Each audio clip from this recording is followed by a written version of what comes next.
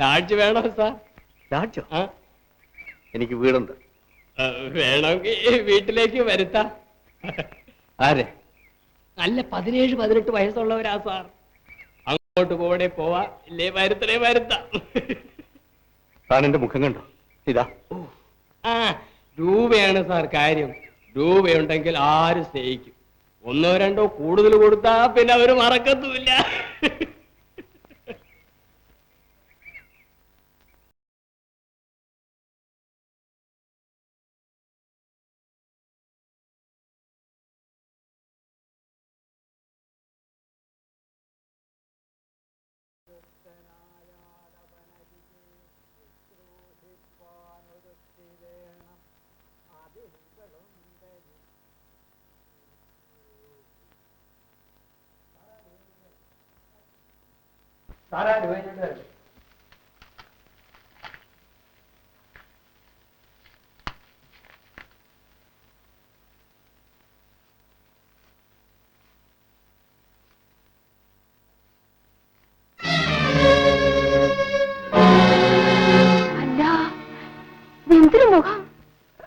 പൊള്ളിയതാ.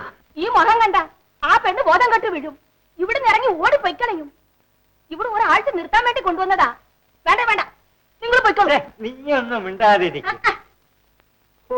എങ്കിലും ഇങ്ങനെ ഒരു മുഖം. സാർ ഇതിന് മരുന്നൊന്നും ചെയ്യുന്നില്ലയോ? എന്റെ മുഖം പരിശോധിപ്പിക്കാൻ വന്നതല്ല, കാര്യം നടപ്പുണ്ടെങ്കിൽ പറയും. കാര്യം നടക്കാണ്ടെന്താ? ഈ മുഖം കണ്ടില്ലയോ? 5 രൂപ ഇവിടെ വേണം. അതുകൂടെ കൊടുത്താട്ടെ സാർ.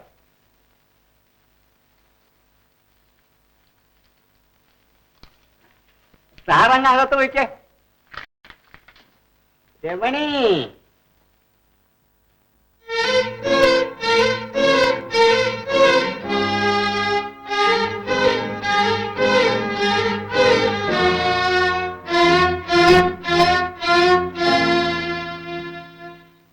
അയ്യോ, എന്താ ഈ മുഖത്ത്? നീയെങ്കിലും എന്നെ അവമാനിക്കരുത്. എല്ലാ സ്ത്രീകളും എന്നെ ഇഷ്ടപ്പെട്ട ഒരു കാലം ഉണ്ടായിരുന്നു. അന്ന് പോലും ഞാനൊരു സ്ത്രീയെ സമീപിച്ചിട്ടില്ല. ഇന്ന് എല്ലാവരും എന്നെ വെറുക്കുന്നു. എന്നെ കാണുമ്പോൾ മുഖം പൊത്തുന്നു. എനിക്ക് നിന്നെ വേണം. മറ്റാരും കാണാതെ നിനക്ക് 20 രൂപ തരാം. നീ എന്നെ ആക്ഷേപിക്കരുത്. എന്റെ ഓഹരി ചെന്നാട്ടെ, എനിക്ക് പോകണം.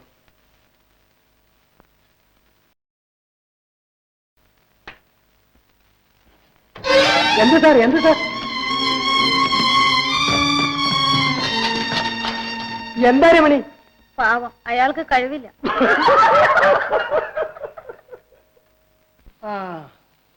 ഇന്ന് എത്ര തീയതി? ഇനിയും തുടങ്ങിയോ? അപ്പൊ കഴിഞ്ഞ മാസം 25-ാം തീയതിയാണ് നീ കുളിച്ചത്. 1 മാസമായി. അയ്യോ, കുളിച്ചിട്ട് 1 മാസമായോ? എന്താ പനിയായിരുന്നു സാറേ? ആ കുളിയെ പറ്റി അല്ലടാ മണ്ട പറഞ്ഞത്. കല്യാണി ഗർഭിണിയാണ്.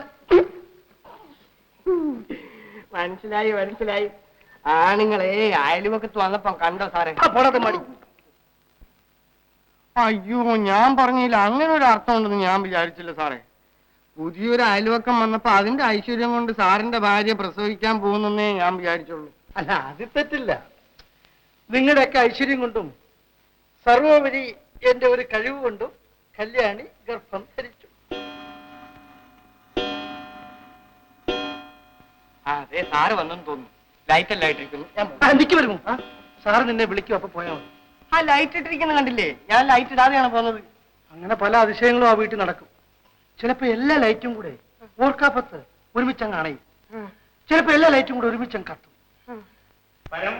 എന്തോ ഞാൻ പറഞ്ഞില്ലേ സാറ് വന്നു, ഞാൻ പോകും.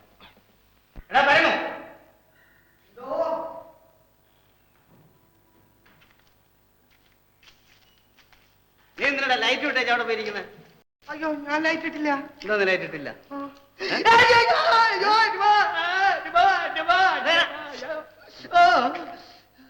ഒന്നുമില്ലടാ.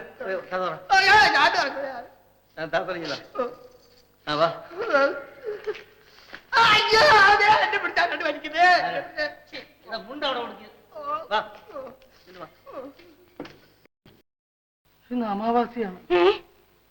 നീ നേരത്തെ പോയി കിടന്ന് ഉറങ്ങിക്കോ. പതുക്കെ പതുക്കെ പതുക്കെ ദേഹം അനക്കാകും.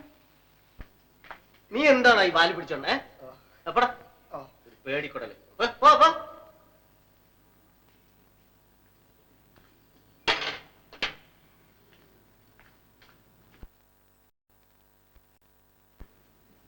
വാടാ ജൂഡി.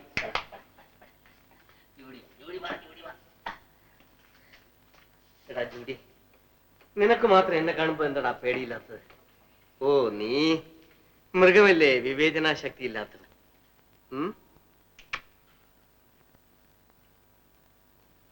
എന്താ പരമോ? സാറാഹാരം. സാർ ആഹാരം. എനിക്ക് വേണ്ട, നീ കഴിച്ചോണ്ട് പോയി കിടന്ന് ഉറങ്ങിക്കോ. എന്താടാ എന്താടാ നിൽക്കുന്നേ?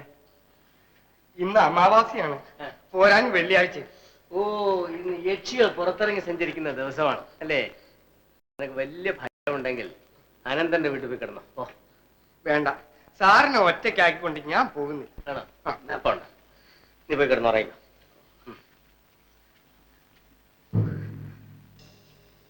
സാർ, ഈ പടം ഇവിടെ വെക്കണ്ട. ഈ പടം അവിടെ? അതെന്താ? ഈ പടത്തില് യക്ഷി ആവാഹിച്ചിരുത്തിയിട്ടുണ്ടെന്നല്ലേ പറയുന്നത്? അതെ. വയസ്കര ഇല്ലത്തെ ഉണ്ണി നമ്പൂരിയെ സ്നേഹിച്ച യക്ഷിയുടെ കഥ സാറ് കേട്ടിട്ടുണ്ടോ? ഇല്ലല്ലോ. പറ, കേൾക്കട്ടെ. ഒരു അമ്പലത്തിന്റെ ചുമരിൽ ആരോ അതിസുന്ദരിയായ ഒരു യക്ഷിയുടെ പടം വരച്ചു. അവിടെ യക്ഷിയുടെ അധിവാസമുണ്ടായി. ആരെങ്കിലും ആ പടത്തിൽ നോക്കി ഇന്ന് വരുമോ എന്ന് ചോദിച്ചാ രാത്രി യക്ഷി അവരുടെ കിടപ്പറയിലെത്തും.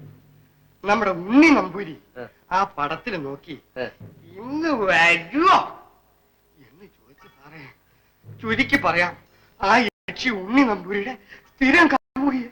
അത് കൊള്ളാമല്ലോ പരമോ.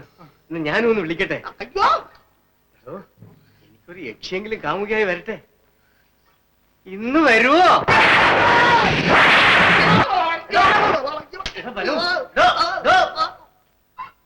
ഇടിവെച്ചതാണ്ടാ.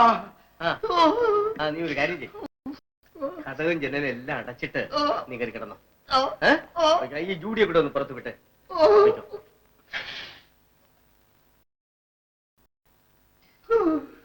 പേടിയുണ്ടോ നിനക്ക്? അപ്പോ